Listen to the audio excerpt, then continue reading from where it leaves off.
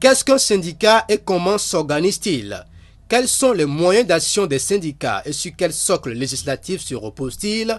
Autant de questions que les citoyens se posent aujourd'hui au Bénin dans une ambiance sociale très tendue où gouvernement et centrales syndicales se regardent en chien de faïence.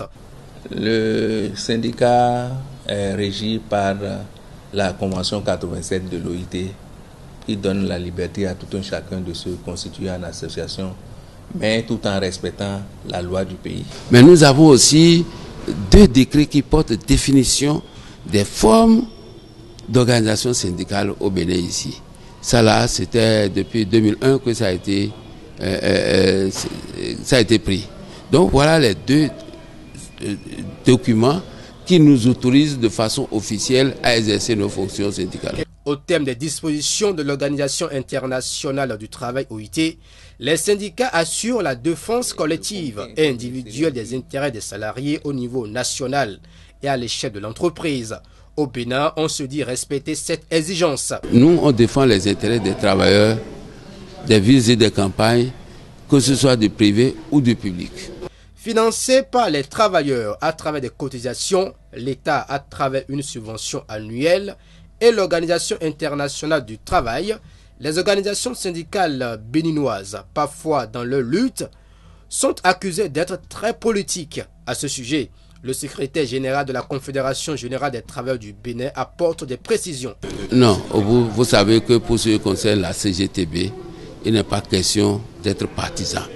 Je l'ai dit ce matin même, notre confédération n'est pas affiliée à un quelconque parti politique et n'est pas membre d'un quelconque parti politique. Nous sommes totalement indépendants. Mais cela ne veut pas dire que nous ne pouvons pas nous prononcer sur des faits politiques, économiques et sociaux qui engagent la vie des travailleurs. Et c'est ça que nous faisons.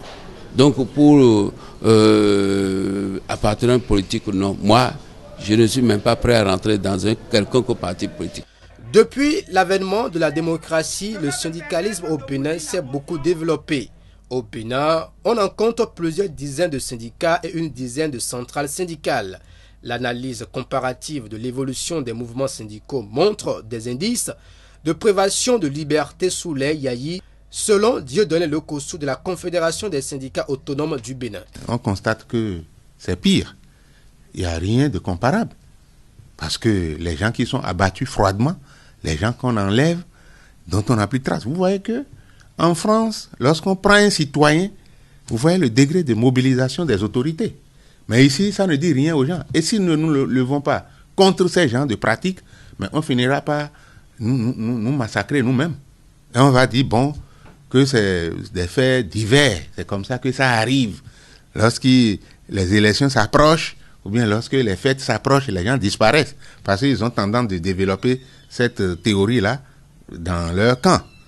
Alors, donc, si vraiment on devrait comparer, hormis la période dure du PRPB, les 10 dernières années du président Kérékou étaient quand même vivables.